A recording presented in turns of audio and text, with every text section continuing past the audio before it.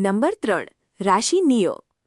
ખેડૂત મિત્રો, રાશિ નિયો રાશિ સીડ્સ કંપનીની કપાસની એક વિશ્વસનીય વેરાયટી છે।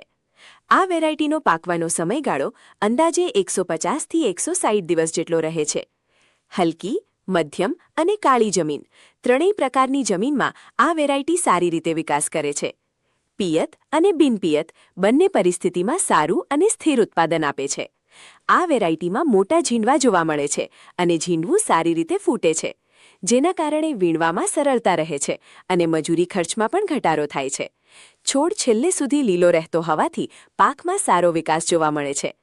પાન પર વધુ રૂવાટી હોવાથી ચૂસિયા પ્રકારની જીવાત સામે કુદરતી રીતે સારું રક્ષણ મળે છે।